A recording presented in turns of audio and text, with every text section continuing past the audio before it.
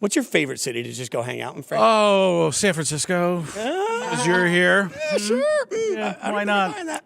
I don't really know. I grew up in the Midwest, so the Midwest is they get my humor the most, I think. But I don't know. I mix it up a little bit. So Minneapolis is one of the cities I'm biggest in. Milwaukee, because I grew up there. Chicago's pretty big. I mean, where there's NFC cities, because of me being on Fox for 9 years, I just add one, I round up. The 9 years on Fox NFL Sunday was always on before NFC games, so people would always see that. So I think that's probably the biggest cities. Amazing to me because I spent most of my life on a tour bus in country music before doing this, and Milwaukee was my favorite city in the country. Oh, really? I think Milwaukee's like, and they might get mad at this, but it's like a big town. Yeah. It's not so much like you go to San Francisco, you go to even, I guess, Los Angeles, but New York. You go and you see the big city, and you're like, oh my gosh. And then Milwaukee feels more town-like. It's just, in the Midwest, people are nice to each other. It's different everywhere else. You go to the East Coast. First time I went to the East Coast growing up in Milwaukee, I was like, why is everybody so mad? Like, that's just the way it is. I was born and raised in the Midwest, and I spent a majority of my adult life living in the Southeast. And everybody says, Southerners are so nice. Midwesterners are the kindest people I have ever met and ever encountered. Well, I think that's just Midwesterners love to party. I think that's because the Southerners just take a while to tell you. It takes a while to be nice. They're really nice, but I've been told, and I don't know if this is true, so I'm basically like an X feed where you don't know if it's true or not. But it's the humidity and stuff of the South, that the climate slows things down. It's not because people are slow. It's just because everything goes at that pace. So, but the Midwest, yeah, I mean, it is party central, and I didn't partake much, but I'm not a partier. So. I was back then, and I did, and whew, boy, the Midwest. My kids go to Arizona State now, so my son just graduated, so that's some pretty good partying too. Doesn't party at all, Arizona State. All right, so let's talk a little bit of football. I'm a lifelong diehard Raiders fan. It is in my blood, and so I've watched and enjoyed you for years. As you have given me some of the funniest Gruden moments. What do you think of Klint Kubiak as the head coach of the Raiders? I tell you, let's go right from Gruden, man. I think it's going to be an offensive surprise. This is what they need to do, man. You got to get it. You got to get it going. Klint Kubiak. I think this is definite.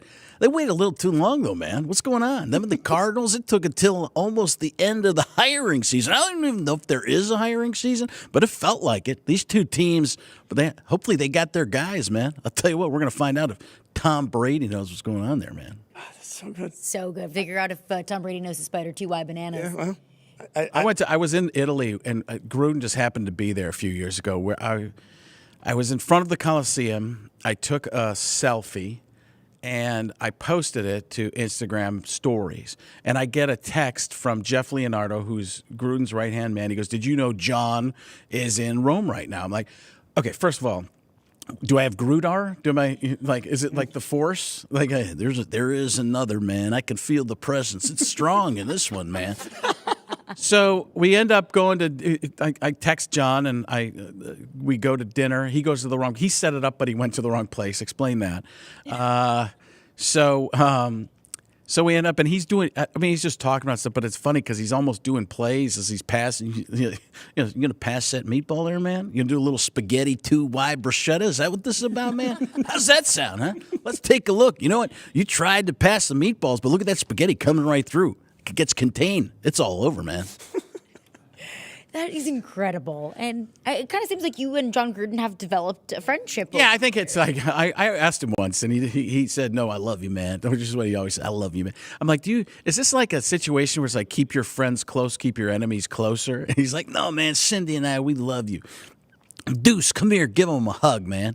So I was just there. What you're showing right now, I just went down to the FFCA studios there, so to speak, and we opened some boxes for some friends, but it was pretty cool. He has fun with it, he gets it.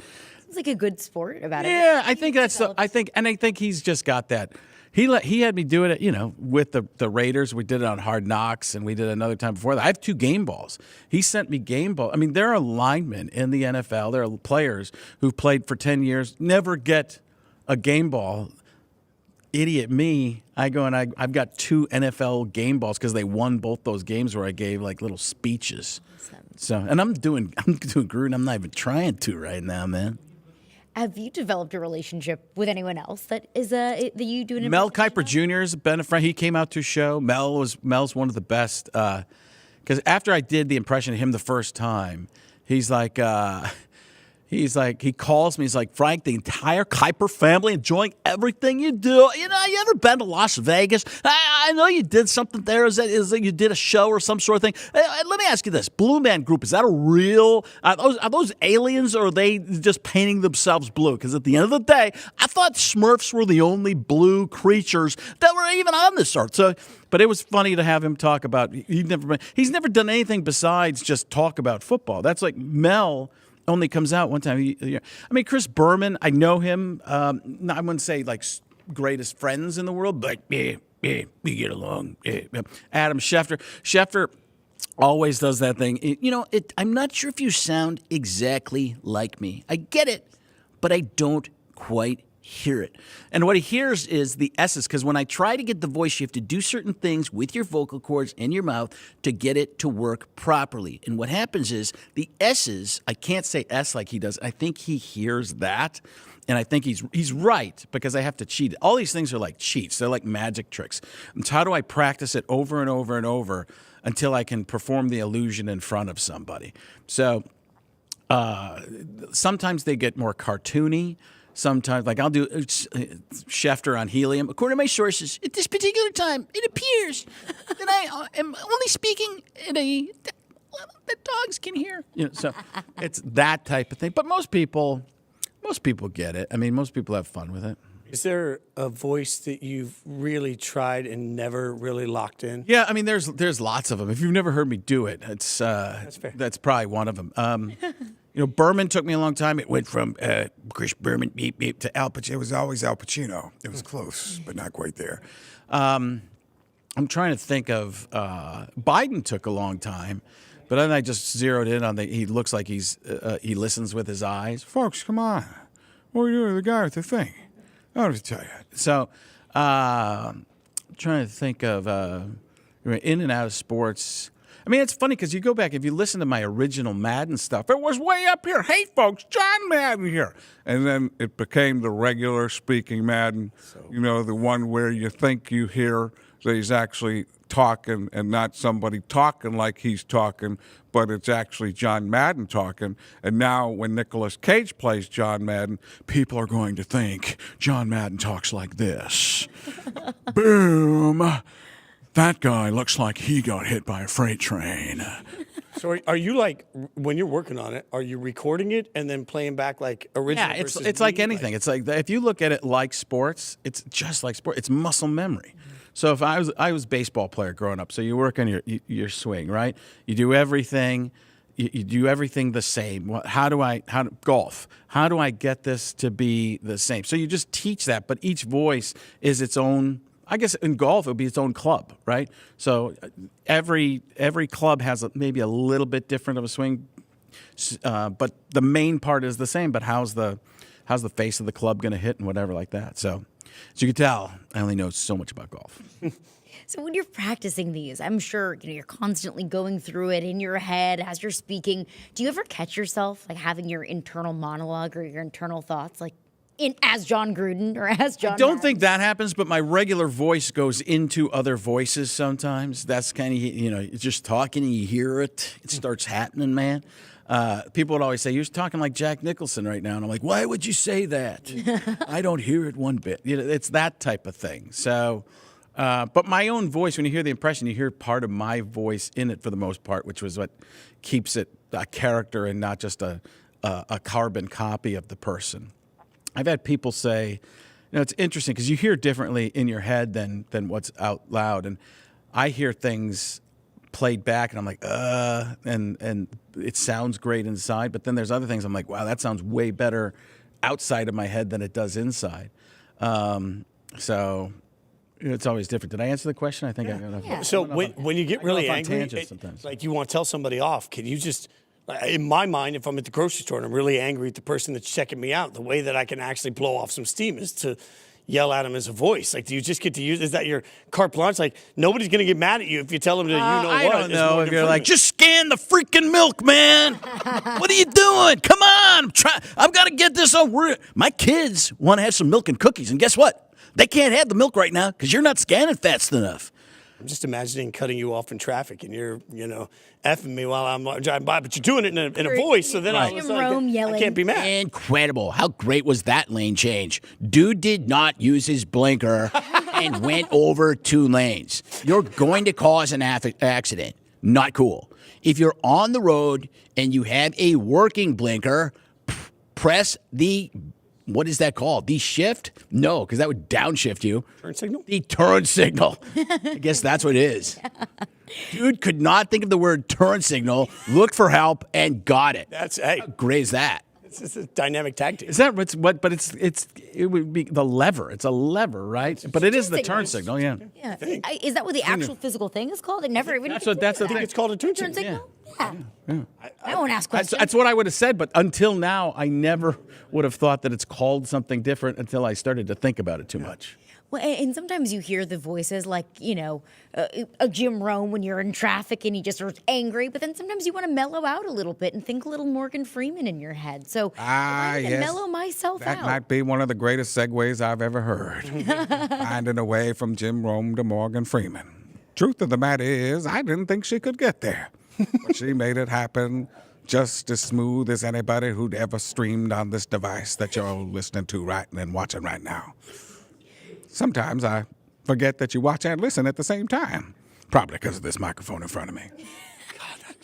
So how do we learn our own Morgan Freeman? Well, the first thing you have to do is get really quiet. So That's gonna be the out from toughest anybody thing knows for me us knows to that do I'm all just day. the difficulty level yeller. 10. But it would be, I always teach people to go, yes, if you can, because then you'll get that vocal fry. See how you get that vocal fry? Yes. So you have to be getting the rumble in here. Let me I'll do a quick thing before I get there. So there's different ways, and singers have this type of thing. There's a nasal voice, and there's I don't know what it's all called because I'm too lazy to look it all up. But I take it as, and this is how I describe it to people. I take Kermit the Frog. Hi ho, Kermit the Frog here, and that's up in here, okay? Fozzie Bear is in here. Waka, waka, waka, right? So you can use those things to try and pitch a voice a certain way. The other thing is the eyes, or first, the mouth tells you how the person talks. The eyes tell you how the person thinks. So if I were doing Jeff Goldblum, yes, the eyes all of a sudden darting around like a painting in a haunted house. Dog go up the stairs. The Wolfman's there. Ooh. So now we go back to Kermit the Frog, Fozzie Bear, those two voices. Hi ho, Kermit the Frog, bring it down a little bit, becomes John C. Reilly. It's right in here. So it's not up here. It's in here, but like there's a bubble in your throat. Now you add some air to it, and it's Mark Ruffalo. I see this as an absolute win. And you bring it down even more, and it becomes Paul Giamatti. I believe that is one of the silliest things I've ever heard in my entire life. Now, if you bring it back up again to John C. Reilly, and you want to put it back, it becomes Joe Rogan. Wow, Jamie, pull that up. Oh, my God, that's effing nuts. That's crazy. So they're all in there. I mean, the Fozzie Bear is also Bert from Bert and Ernie, so it's Bert, Ernie, right? So Fozzie Bear, the Kermit or the Bert laugh is you slow that down, and it's and Seth Rogen. I don't know, it sounds pretty good. When did you realize you had a proclivity for this? First of all, I need to know what the word proclivity means. I believe proclivity means you have a knack for it. Thank you. Yes. Caliendo with the lack of vocabulary skills. That was a Stephen A. Smith. I understand he doesn't know the verbatim verbiage that I would have taken. I don't know. I went to school for broadcast journalism back in the day. And I just didn't know what I wanted to do and I figured, hey, I don't know what I'm going to do. I started doing stand-up. Why not? And it's worked out decently. Like if I was going to do an impression of you, there would be that you have a lip purse thing. I've been told that I do have that. I do have a lip purse. It's something that I notice in myself and I don't like, but a caricature of myself, if you will. But I have noticed whenever you're doing a voice, I can see it in your face. It starts to change. It's in your lips. It's in the nose. It's in the way that you scrunch. And that's the part that the face tells you. Like it tells you how the person talks. You see every Donald. This is not political, but you see every Donald Trump impression that's out there. The head tilts. The hands. The hands go out, and we're going to play the accordion. And we're going to play with the straps, the loose straps on the accordion. I do library Trump, by the way. It's the one where you have fantastic books, a lot of books, some of the best books with the greatest words. We have great words. But you see this because I say it's like making a face like you're looking into an aquarium and mimicking the fish. So you do that, and that helps you form the words. That tells you how to form the words. George Bush, Whatever. Have a half smile like somebody told you a joke, man. It's good. Barack Obama would, just look across at everybody and pause in certain words. Another pause, there's Robert Downey Jr., which is basically just belching your way through punchlines. Caroline and I both are big Saturday Night Live fans. As you did Trump, I think you watching things like that. They have so many different people that do that impression. Is it hard for you to watch people? I try not to. That's why I do such a different Trump. I think a lot of people do. I can never remember his name because I'm an idiot. But James, who's on there, a lot of people have copied that kind of Trump. But that's the main. That's Trump more from like 8 years ago. I mean, you watch Trump's 80 years old.